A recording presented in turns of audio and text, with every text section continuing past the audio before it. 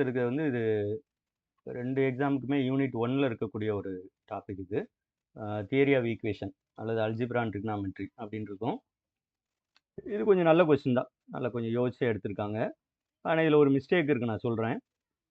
இவங்க என்ன கொடுத்துருக்காங்கன்னா √3 - i7 இப்படிங்கிறது one of the roots of an equation, then the degree of that equation is.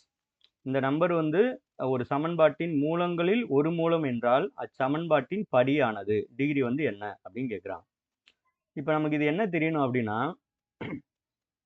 Complex roots இருக்கு இல்லையா, காம்ப்ளெக்ஸ் ரூட் கற்பனை எண்கள் மூலங்கள் வந்து 2 தான் வரும். அதாவது -i ஒரு ரூட்டாக இருந்தால் அதே ஈக்குவேஷனுக்கு √3 + i7 அப்படிங்கிற நம்பரும் ரூட்டாக இருக்கும்.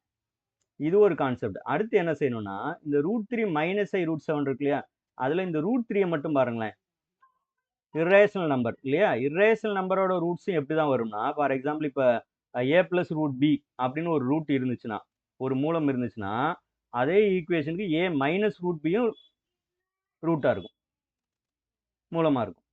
கரெக்டா? அப்போ அந்த லாஜிக்கையும் யூஸ் பண்ணணும். அப்போ இதுக்கு பேர் நான் என்ன செய்கிறேன்னா, -√3 - i7 உடனே கவுண்ட் பண்ணி பார்த்துட்டு 3 சார்னு சொல்லிடக்கூடாது. இதே கான்செப்டை இந்த இதுக்கும் யூஸ் பண்ணணும். √3 + i7 இருக்கு பார்த்தீங்களா, அப்போ -√3 + i7. இப்போ கவுண்ட் பண்ணி பாருங்கள், மொத்தம் 4 வருதா, 4 ரூட் இருக்குது. அப்போ இதை வச்சு நான் ஒரு ஈக்குவேஷன் ஃபார்ம் பண்ணேன் அப்படின்னா 4th டிகிரி ஈக்குவேஷன் கிடைக்கும். வேற எதுவுமே பண்ண வேணாம். அது எப்படி சார் ஈக்குவேஷன்? சார் இன்னொரு முறை ரிப்பீட் பண்ணுங்க சார். √3 - i7 அது சைன் மாத்தினா √3 + i7 இருக்குல்ல சார். ஆமா, a + ib ஒரு ரூட்டா இருந்துச்சுன்னா a - ib ஒரு ரூட்டா இருக்கும். இது ஒரு கான்செப்ட். அதாவது ஐயோட சைனை மாற்றணும். இன்னொரு கான்செப்ட் இது, a + √b அப்படிங்கிற நம்பர் வந்து ரூட் எங்கே இருக்குன்னு பார்த்துங்க, அதோட சைனை மாற்றணும். இப்போ நமக்கு ரெண்டுமே இருக்கு இல்லையா. மொதல் இடத்துல √3 இருக்கு, ரெண்டாவது இடத்துல i வேற இருக்கு. சரியா? அதாவது நீ உங்கள் நம்பர் எப்படி ஃபார்மெட்டில் வந்திருக்கணும்னா, ரெண்டுமே ப்ளஸ் சைன் போட்டு வந்திருக்கணும். ஒரு ப்ளஸ், ஒரு மொதல் ப்ளஸ், அடுத்து மைனஸ், அடுத்து மைனஸ், அப்புறம் ப்ளஸ், ரெண்டுமே இந்த ஃபார்மெட்டில் இருக்கணும். அப்போ மொத்தம் 4 பாசிபிலிட்டி வந்துருமா? கரெக்டா? 4th degree.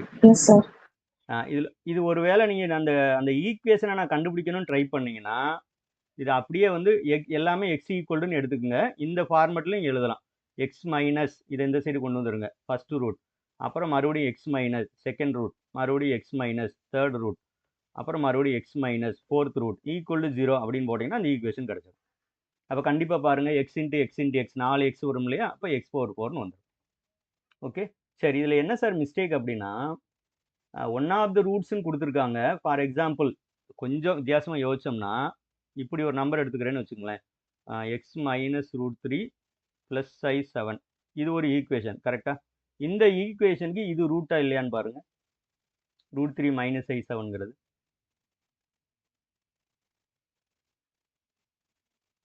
இதோட டிகிரி என்ன இருக்குது? 1 தானே இருக்குது. அப்போ ஏன் ஆன்சர் வந்து 1ன்னு சொல்லக்கூடாது? ஓகேவா? இவங்க என்ன மென்ஷன் ஒரு தடவை அந்த லாஸ்ட் மட்டும் சொல்லுங்க சார். இதுதான் கேட்குறீங்களா? ஆமாங்க சார், ஆமாங்க. அதாவது என்னன்னா, இப்போ இதை சால்வ் பண்ணால் என்ன வரும், இதோட வேல்யூ என்ன வரும், x = +√3 - i7 வருமா? அவங்க கொடுத்துருக்க நம்பர் தானே இருக்குது, கொஸ்டினில் இருக்க தானே இது. இதோட டிகிரி என்ன? 1 தானே. அப்போ நீ ஆப்ஷன் டியில் இருக்கிற 1ஐயும் குறிக்கலாம் இல்லையா? ஒன் ஆஃப் த ரூட்னா ஏற்கனவே நிறைய ரூட் இருக்குன்னு தானே சார். இது ஒன்று தான், இதுக்கப்புறம் இன்னும் நிறைய இருக்குன்னு அப்படி அவங்க எக்ஸாக்ட்லி 1 இருக்கக்கூடாதுன்னு எங்கேயுமே சொல்லலையே. ஒன் ஆஃப் த ரூட்ஸ்னா இது ஒன் ஆஃப் த ரூட்ஸ் தானே, இருக்கதே 1. அப்போ அது ஒன் ஆஃப் த ரூட்ஸ்னு எடுத்துக்கலாமே. என்ன வார்த்தை கொடுத்துருக்கணும்னா, இந்த ஈக்குவேஷனோட கோஎஃபிஷியன்ட்ஸ் இருக்கு இல்லையா, அது ரியல்னு கொடுக்கணும். அது கொடுக்கணும் ஆக்சுவலாக. சரியா? அந்த சமன்பாட்டோட கெழுக்கள்னு சொல்லுவோம் இல்லையா, அது வந்து மெய்யெண்கள் அப்படிங்கிற வார்த்தை இருக்கணும். ஓகே, அது ஆக்சுவலாக கம்பல்சரி. அது அப்படி இருந்தால் தான் இந்த காம்ப்ளெக்ஸ் ரூட்ஸ் அக்கர் இன் பேர்ஸ்ன்னு சொல்கிறோம் பார்த்தீங்களா, அந்த ரிசல்ட்டே ட்ரூவாக இருக்கும். இப்போ இந்த ஈக்குவேஷன் எடுத்துங்களேன், இதுக்கு காம்ப்ளெக்ஸ் ரூட்ஸ் வந்து பேராவாக வருது, ஒன்றே ஒன்று தானே இருக்குது. ஏன் இந்த சிக்கல் வருதுன்னா, இந்த i7 போட்டிருக்கிறது ரியல் நம்பர் கிடையாது.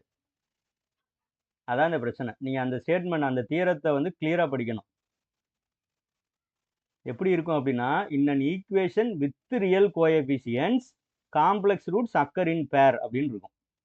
வித் ரியல் கோஎஃபிஷியன்ஸ் அப்படிங்கிற வார்த்தை அங்கே இருக்கும். அப்படி இல்லைன்னா இந்த மாதிரி சிக்கல் வரும். சரியா? அதை பார்த்துங்க. பட் இந்த இடத்துல அதை மிஸ் பண்ணியிருக்காங்க. 4 தான் கொடுத்துருப்பாங்க, பிரச்சனை அப்படின்னா இல்லை. இது ஸ்டார் கொஸ்டினா சார்? ஒருவேளை நீங்கள் எக்ஸாமில் D1ன்னு போட்டு வந்துட்டா கிளைம் பண்ணணும்.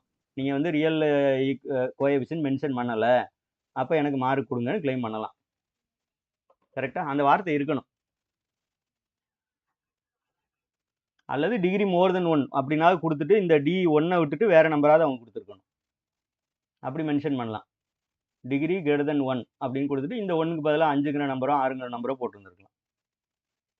ஓகேவா? இது பெரிய அளவுக்கு இது இல்லை, பட் இருந்தாலும் இப்படி யோசிச்சா அந்த இடத்துல ஒரு 1ங்கிறது ஆன்சராக வருது. அதை அவாய்ட் பண்ணுற மாதிரி அவங்க ஒரு வார்த்தையை சேர்த்துருக்கணும். வித் ரியல் கோஎஃபிஷியன்ட் அப்படிங்கிற மாதிரி அவங்க சேர்த்துருந்தா இன்னும் கொஞ்சம் 100% கொஸ்டின் அக்யூரேட்டாக இருக்கும். ஓகே, இது கொஞ்சம் எக்ஸ்ட்ரா தான், இப்படிலாம் யோசிக்கணுன்றதுக்காக.